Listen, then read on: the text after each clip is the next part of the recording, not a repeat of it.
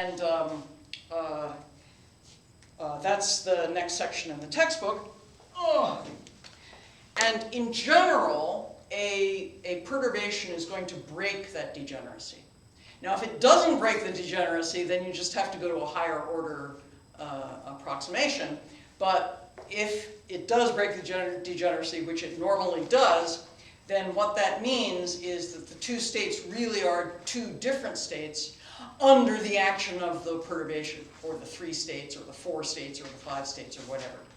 So what do? Well, what you do is you diagonalize the perturbation in the subspace that is degenerate. So if you have, degenerate states. So you consider the 2 or 3 or ... states that are degenerate. I've forgotten what he calls them, but suppose this is a particular energy, I don't know. Let's use his same notation. Oh dear. Terrible notation. Okay, all right, look at the top of page 390, and you'll see that, all right, but it's a terrible notation. I mean, suppose you have 2 states. Let's call them alpha and beta, all right? And they happen to have the same energy under the action of just the 0th order Hamiltonian. In other words, H0 alpha equals E alpha,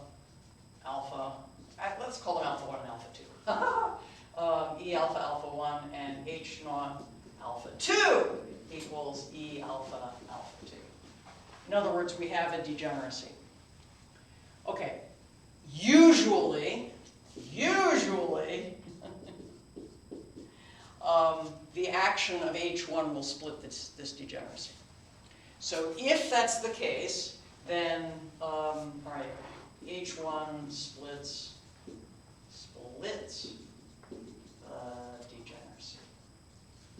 So if that's the case, then what you want to do is set up a matrix for H1 just in this subspace. I just said it was 2 states, but if it's 3 states, you do the 3 states, okay? But if it's 2 states, then H1 is only a 2x2 matrix in this subspace, okay? You can do the ones that aren't degenerate this way, and it's easy, all right? But if you have a degeneracy, then you separate those out, and you write H1 in that basis. So in that basis, this would be alpha 1 and alpha 2, alpha 1 and alpha 2, and these would be the elements of H1 in that basis. So this would be alpha 1, H, alpha 1. Ugh. Let me write this out more carefully. So H1 in this subspace looks like alpha 1, H, alpha 1, alpha 1, H, H1, excuse me, alpha 2, alpha 2, H1, alpha 1, alpha 2, H1, alpha 2. Right. It's only a 2x2 matrix, so we're not scared of this. And all you have to do is diagonalize it. Okay? And that gives you the first order correction. Okay? And it also gives you the combination, the linear combination of the alpha 1 and alpha 2 that are the best states for this perturbation. And that's geometrically illustrated, ignore his notation, but that's geometrically illustrated in figure 11.4. Okay? So what we want to do is we want to choose a linear combination such that we get the closest to the correct states. Right? And that's what this technique does. Right? So you diagonalize this. Take the absolute, you take the, I almost called this the absolute magnitude. You take the determinant of this matrix, set it equal to 0, and solve. All right, so that's what he does here in 11.4. Okay. All right, so I think things will be much clearer if we do an example. He does an example in section 3 of the Stark effect. And this is a little wordy because the Stark effect is an electric field that you put on the hydrogen atom. Okay? And what does that do? Well, for the ground state, it shifts the energy of the ground state. But for the 2p states, it actually breaks them up. Okay? So you get, I'm assuming that the electric field is along the z direction, obviously the pz orbital is going to be a different energy from the px and py orbitals. So, but that's a 4x4 matrix that you have to solve. Okay? So for the 2s, 2px, 2py, 2pz. So although those states all have the same energy without the electric field, in the electric field they have different energies. But then you have to diagonalize a 4x4, which is, you know, messy. So let's do an easier prob. Let's do 1110.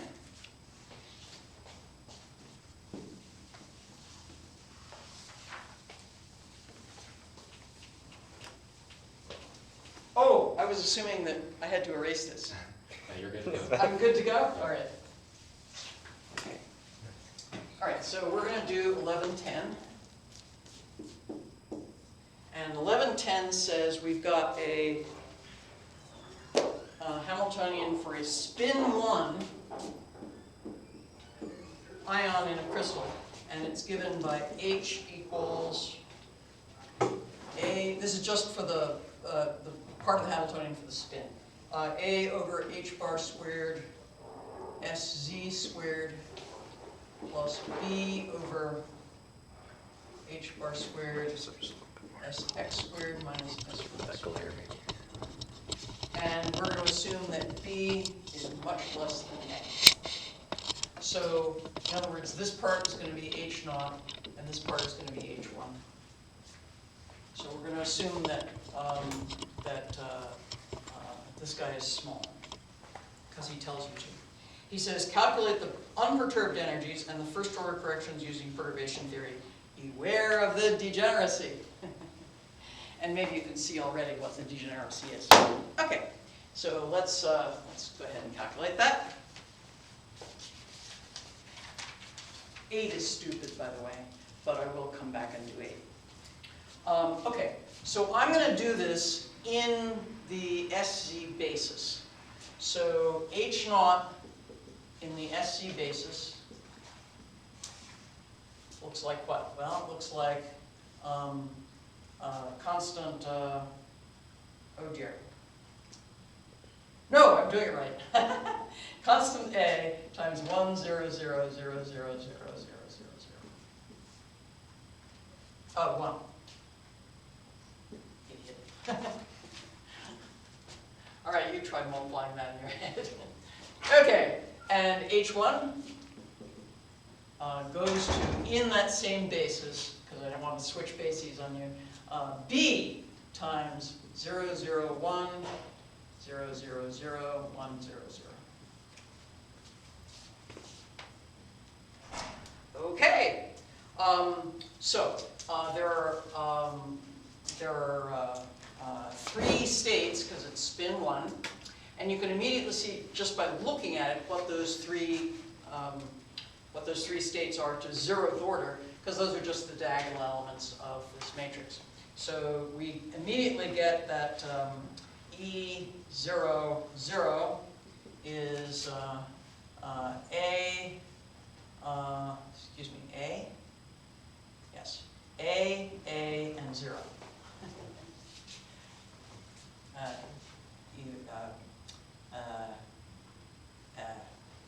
I don't like that.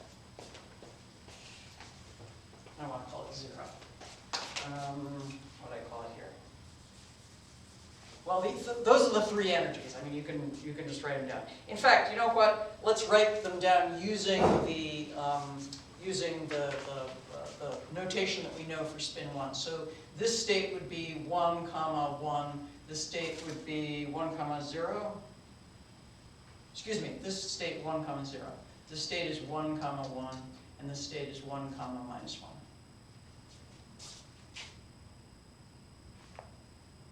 Yeah?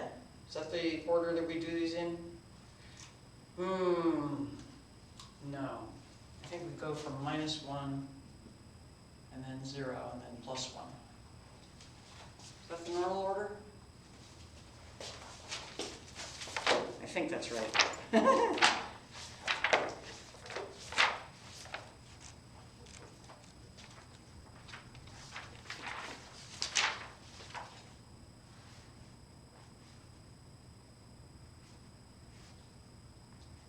Yep. Except we start at 1, and then we go to 0, and then we go to minus 1.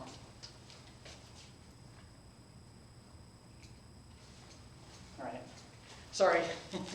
Okay. Is that in concordance with my notes? Amazing. It is. All right. Right. So we can immediately see, as I say, what these energies are. The 1, 1, H naught, 1, 1 is A, and this also is the 1 minus 1. Yeah, this is much better notation. And the 1, 0 has energy 0. That's the energy, the 0th order energy for 1, 1 and 1 minus 1. And this is the 0th order energy for 0. 1, 0. Much better notation. Okay, so those are the 0th order energies.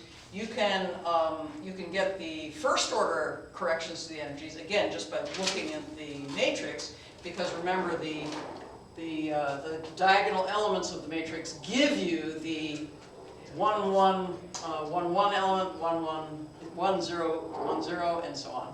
So the first order corrections are all 0. So E1 for all are 0. You can just eyeball the matrix. Okay? Okay, so we need to do degenerate perturbation theory for the ones that are degenerate. That is, these two guys have the same energy. So we have to not be so quick to say that all the first order energy corrections are 0. Certainly the first order correction to the 0 state is 0, right? But that one is not connected to the other two.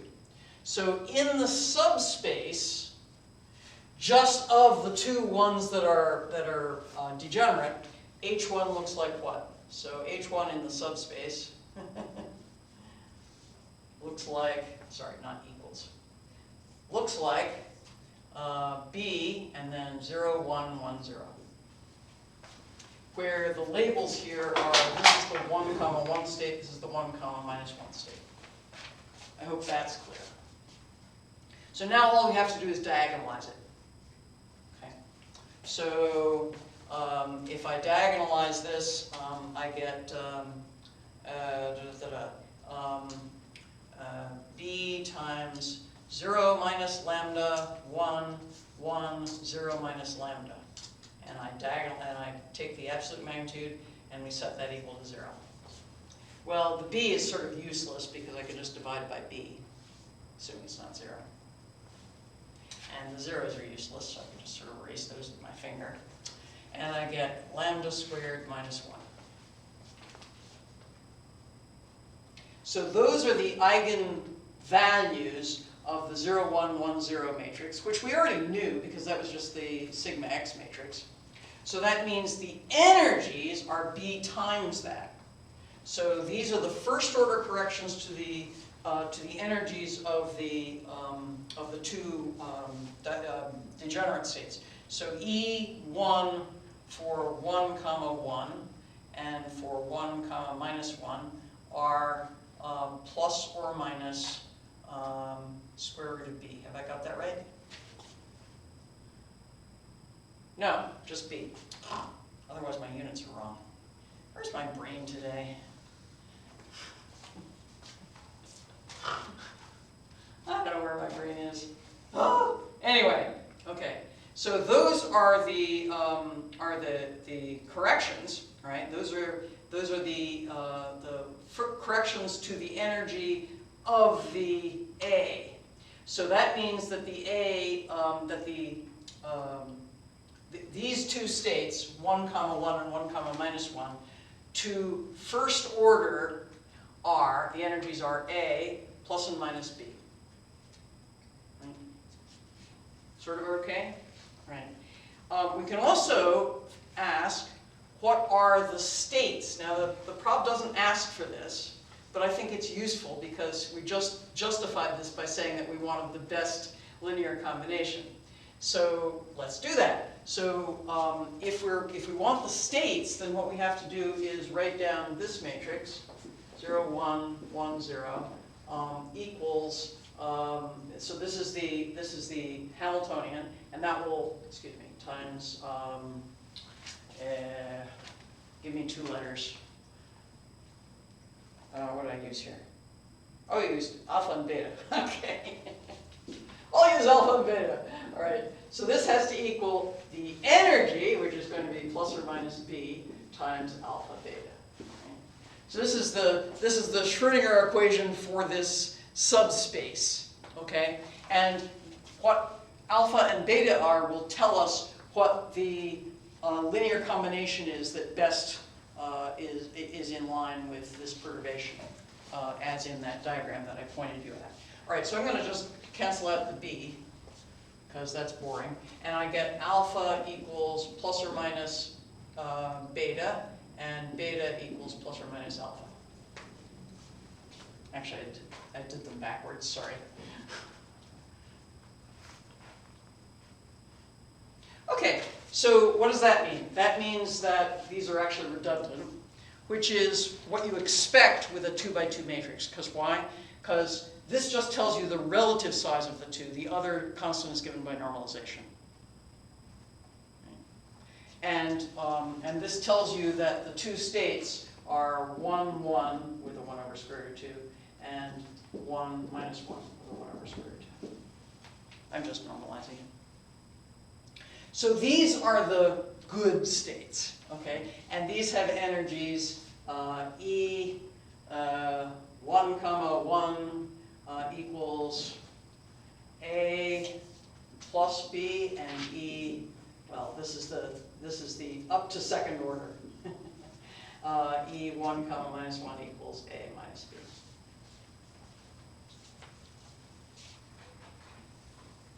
To second order. Right. Okay, so that's the first part of the prob. Actually, it's a little bit more than the first part of the prob, but I just, couldn't resist showing you what the states were. Then it says, in the last sentence of 10, it says, compare your perturbative results with the exact eigenvalues. Well, we can do that, okay? How do we do that? Well, it's a 3x3 matrix, but I can still diagonalize it. And because it's a sparse matrix, actually diagonalizing is pretty easy. I mean, I don't have to solve a cubic equation or anything. So I'm going to take the full Hamiltonian. So H minus lambda I absolute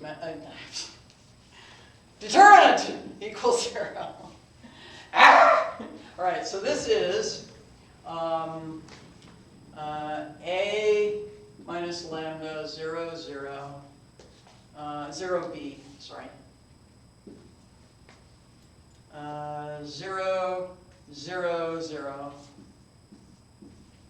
And B 0, oh sorry, minus lambda, and then B and A minus lambda again. Ah! What did I get on my paper? I really should stop doing that. Okay. So I'm going to take the determinant of this guy and set it equal to 0. So we get A minus lambda times minus lambda times A minus lambda. And that's this thing, and then minus 0, but don't need to put that down. And then 0 times this minus this, but don't need to put that down. And then this plus B times 0 minus lambda times B. So that's going to be lambda times b.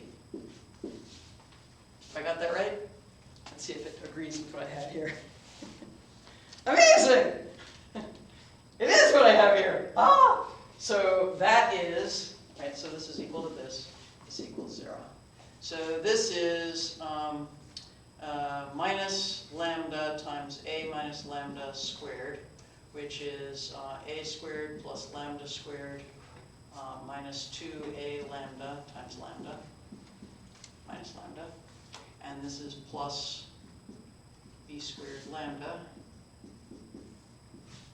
So this is minus lambda a squared minus lambda the cube minus 2 plus 2a lambda to the squared plus b squared lambda equals 0. And as I say, even though this is a cubic, it's easy to solve because it's a sparse matrix, so there's not much going on here. I can easily see that there's a common factor of lambda in everything.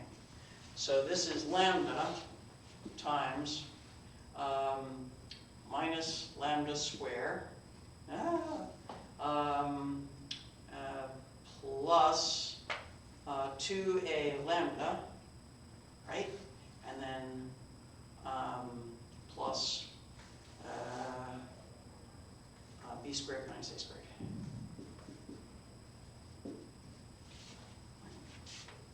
Is that right? That can't be right.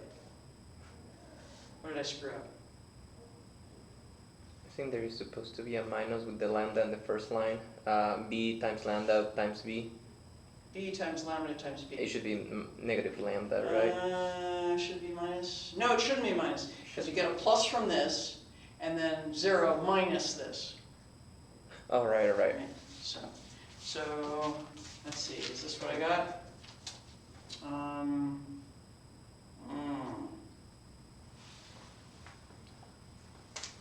right. So clearly lambda equals 0 is a solution. Ah! And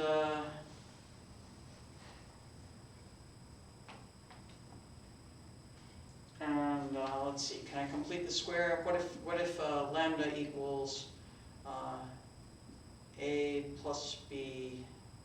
Then I get minus. I did this before, but I think maybe I've got the wrong answer. So lambda equals 0 is a solution. So exact lambda equals 0, or e equals 0, I guess I should call it. And so that goes away.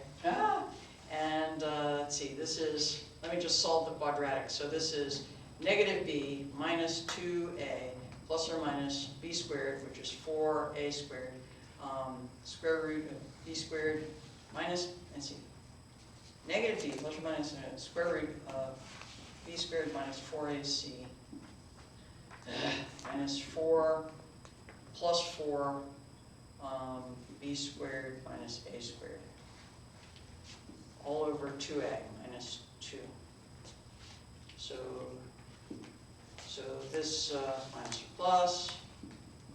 So this gives me a minus or plus, taking out a factor of 2, that gets rid of the 2 here. So this is plus or minus b. Ah! I got the right answer. Ah, amazing. I thought I made an error in the arithmetic, but I didn't. So the three energies are 0 and a minus or plus b. And you know what? That's exactly what we got here with perturbation theory to second order. And that means, and you may remember that we ran into this on an earlier problem, that means that if we do higher order corrections, they're all going to be 0. I don't know if you remember going through this on, it was on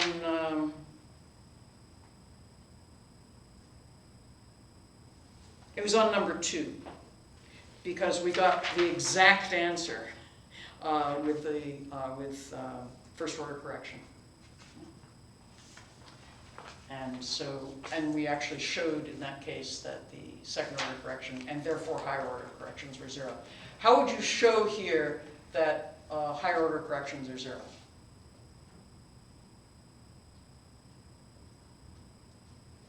Well, higher order corrections are going to contain, this is first order correction in the H1.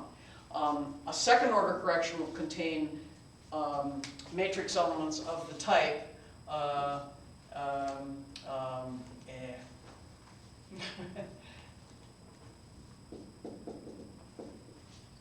K, N. That's the second order correction will contain those.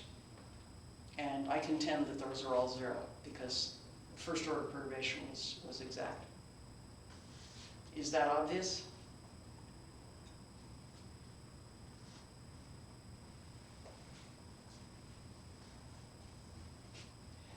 The reason it's quote-unquote obvious is that once you've diagonalized the Hamiltonian, and you have diagonalized the Hamiltonian, because with first order correction, because why? Because this is H0, it's already diagonal. You're going to add H1, which you have diagonalized. So now it's diagonal. You're done. Once it's diagonal, you have the exact values. Okay, so that was number 10.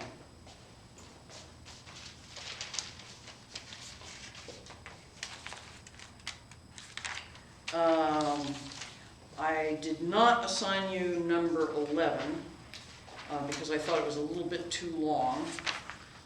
So I'll do it for you now.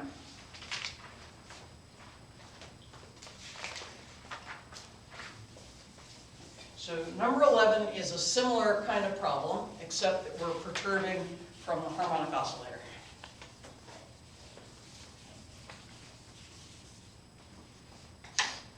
Okay, so 11 says we've got a two-dimensional harmonic oscillator, and the 0th order Hamiltonian is H0 equals px squared over 2m plus 1/2 m omega squared x squared plus py squared over 2m plus 1/2 m omega squared y squared, and we can solve that exactly, right?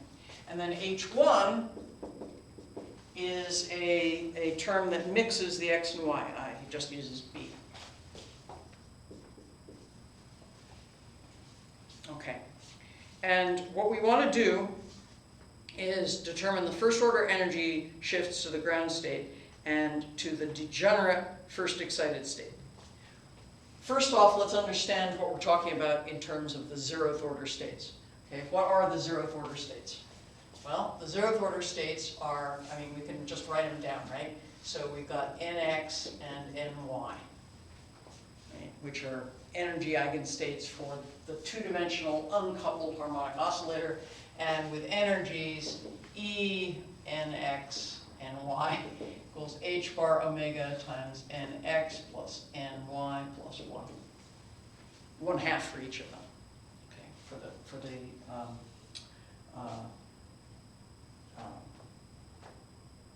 whatever. Sorry, brain out to lunch. Okay, so we want to do the first order energy shifts to the ground state. Well, that's easy, all right? Because the first order energy shift to the ground state, that will be the 0, state, right? And that will be just the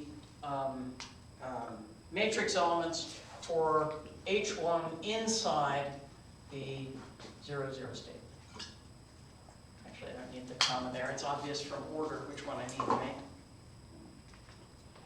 But what is that? Well, this is 0, 0, b, x, y, 0, 0. Can everybody see it's going to be 0? Maybe not. Okay. Notice that the 0, 0 state is actually 0x, 0y. Okay, that is, it's an outer product of these two things, right? Yeah. And if I ask for 0x, x, 0, x, What's the average value of x in the ground state of the harmonic oscillator?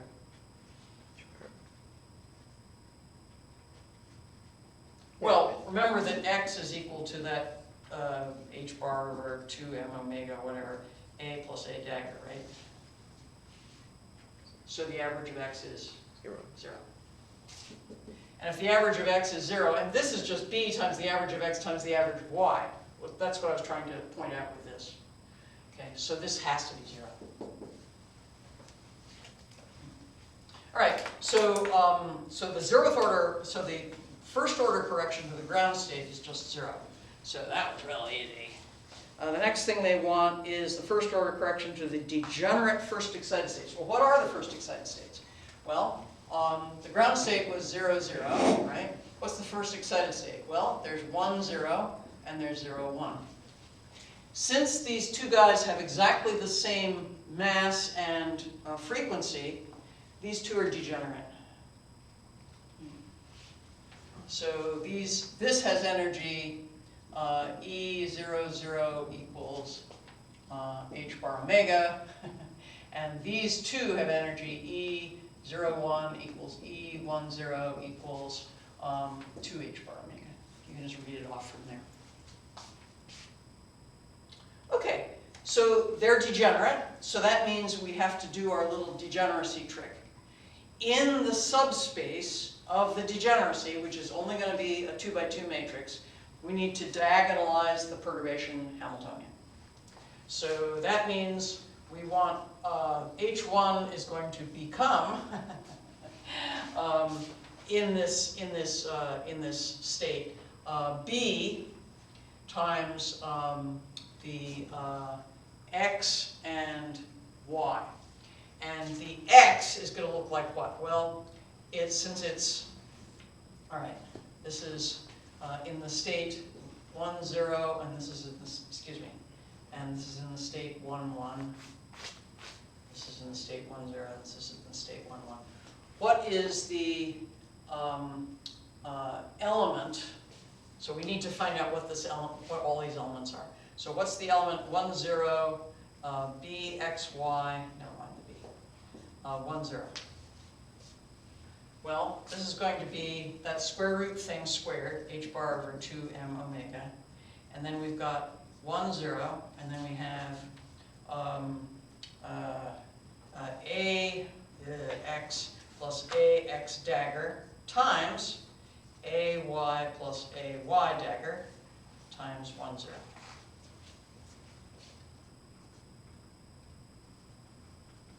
What don't you like, Octavio? Here. You're frowning at my arithmetic. Have I made a mistake? No. We're They're okay? going to be 0, right? Well, hold on.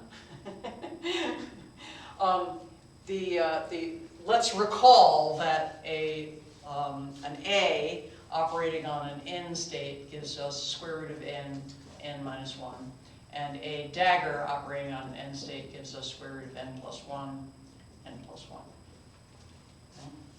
So when these operators only operate on the 0, and these operators operate only on the 1. Okay? So let's just do them one by one. Okay, so this is 1, 0, and then let's just do the AY first since it's sitting there. So AY operating on the 1 should give you square root of 1 times 0, right? So, and I'm going to ignore the square root of 1. So that's going to be the 0th state. That's when this operates on this. So that's 0, and then, excuse me, the 1, wait. AY only operates on this. Ah! So when AY operates on the 0, you get nothing. You fall off the bottom of the ladder.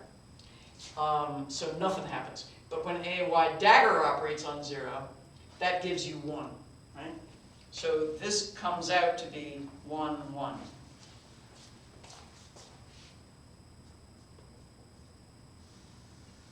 Okay? All right. Now, now we're going to operate on the x, all right? So we've got this, and we've got this. Now, AX operating on 1 is going to give us the 0 state, and that will give us no overlap. AX dagger operating on 1 will give us 2, and that will give us 0 overlap. Right? So this is 0.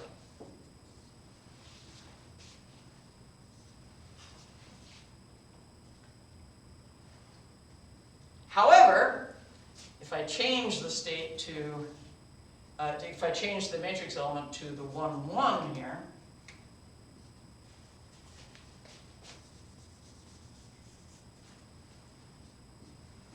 okay, then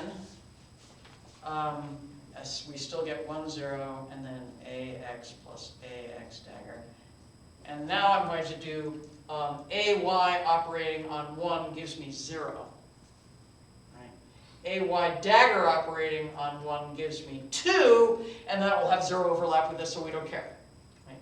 But AY operating on 1 gives, operating on 1 gives me 0. So this is times 1, 0. Okay. Now what about the X? Okay. Again, we're going to get 0 for this. Uh-oh. I screwed up. Somewhere I screwed up.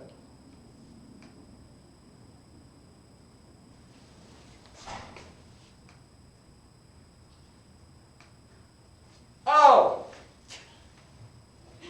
You guys gotta stop me when I do really stupid stuff. Okay, this is not the subspace 1011, is it?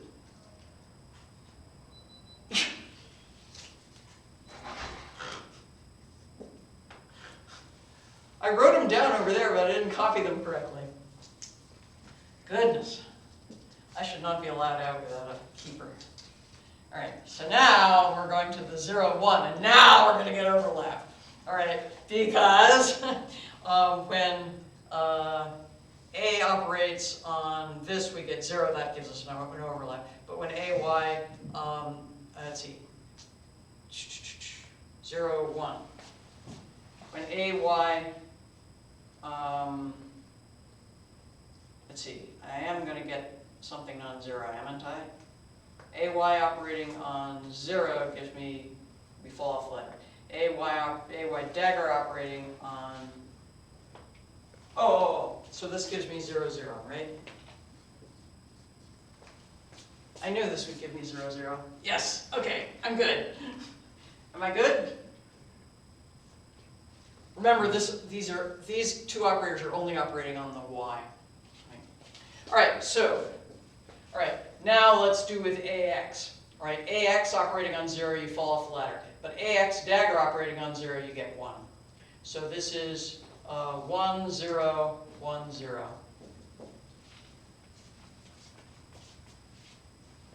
Yay, I'm finally getting something non-zero.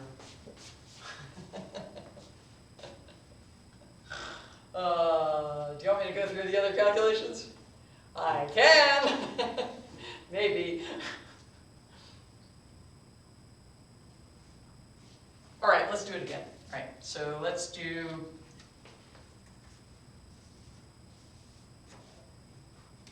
zero, 1, 1, 0. 0, 1, sorry, times h bar over 2m omega. Did I do that right?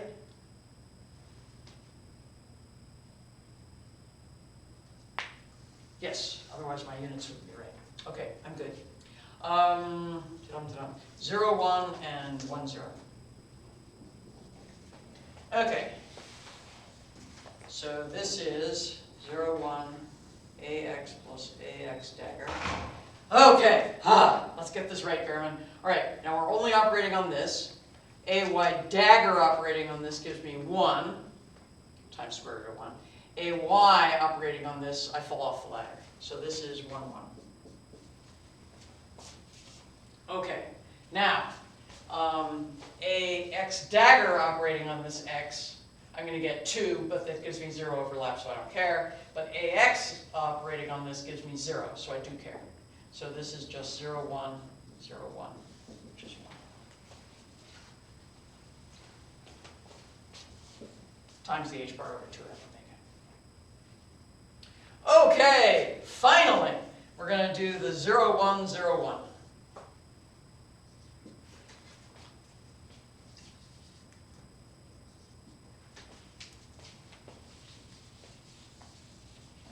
So on the y, AY operating on this gives me 0. AY dagger operating on this gives me 2. The 2 has 0 overlap, we don't care. But this one we do, so this is 0, 0.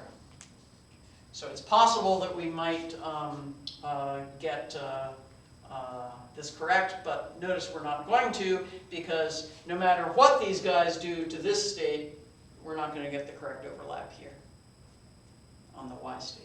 So this is 0.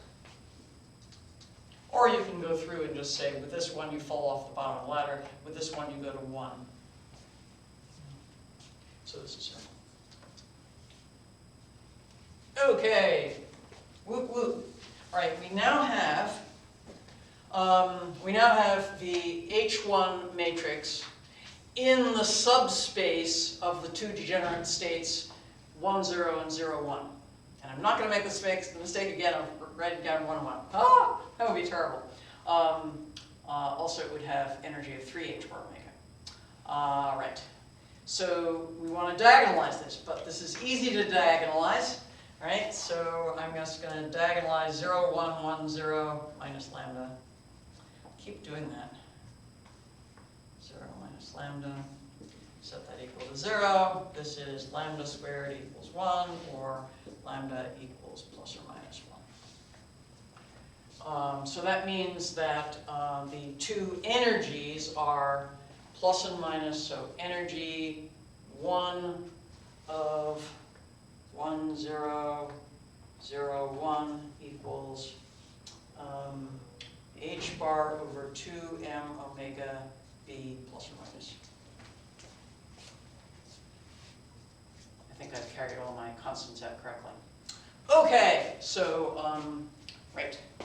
So that's the first order, that's the answer. That's the answer to 11. So the energies to first order are, so to first order, energy of the ground state, E00 equals h bar omega plus 0. And energy of 1, 0 to first order are 2 h bar omega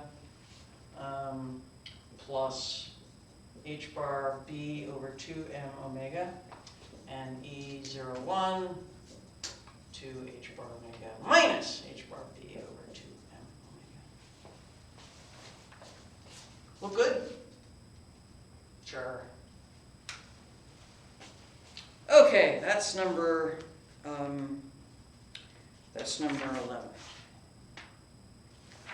We could get started on number 12.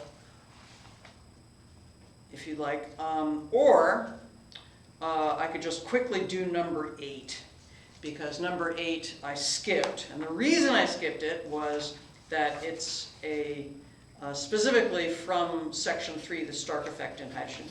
So I'm just going to briefly talk about the Stark effect in hydrogen and then do number 8 for you.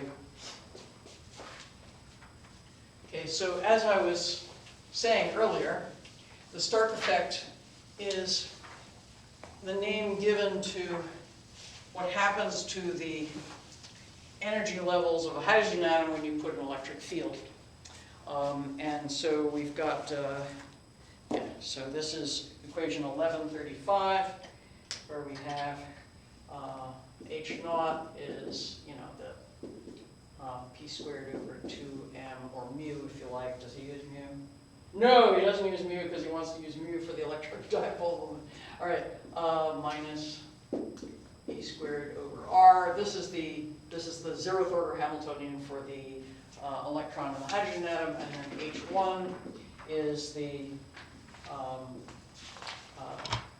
electric dipole moment of the electron, and then dotted into the electric field.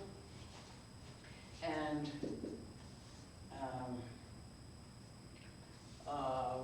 we're calling the dipole moment the electric charge on the electron, which of course is E, times r hat. Okay, so in other words, that's the dipole moment. That's the charge times the radius vector. Okay, so, oh, he does use mu. All right, so if we take the electric field along the z direction, then we just write this as minus E. Oh dear, this is very confusing. He writes it like this.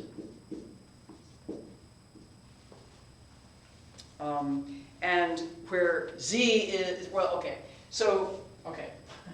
So this is the magnitude of the electric field. I think it would be easier just to write it as E, as long as we don't get confused with the energy, which of course we will get confused with the energy because we're still going to use E for the energies. All right, so we know, we know what the energies of the hydrogen atom are because we did them in a previous chapter.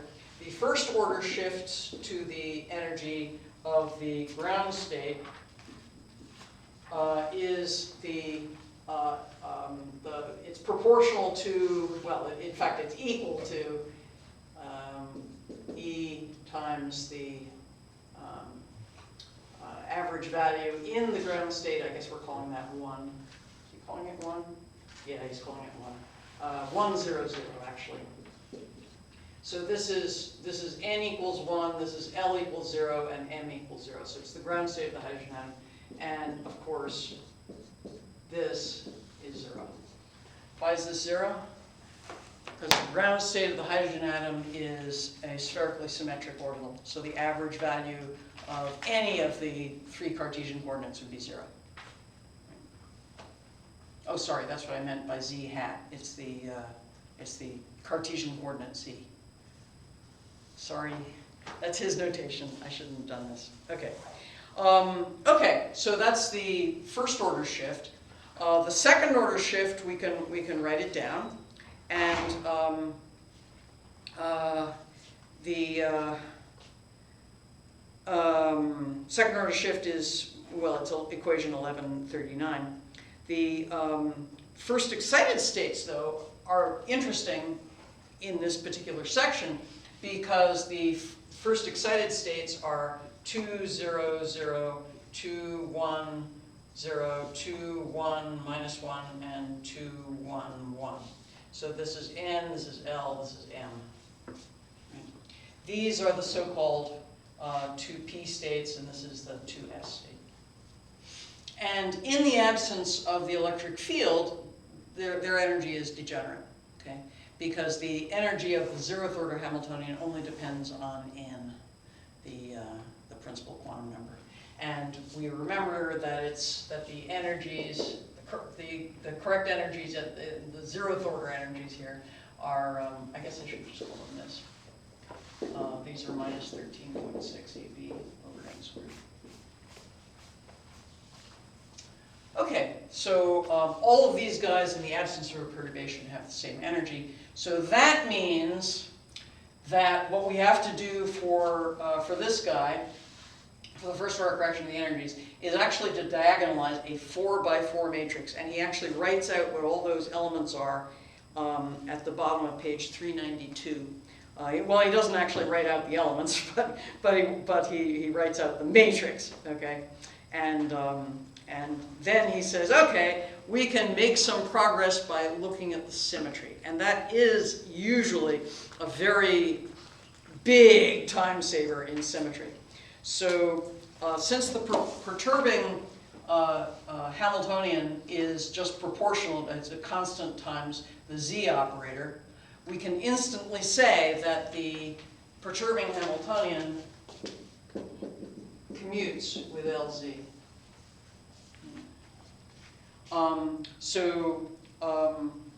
That means that we can actually simplify these matrix elements here. A lot of them are 0. And what he bases this on is this. N, L prime, M prime, Z, N, L, M equals 0 if M does not equal M prime. And problem 8 explicitly is, prove that. But that's very easy to do. Cause why? Because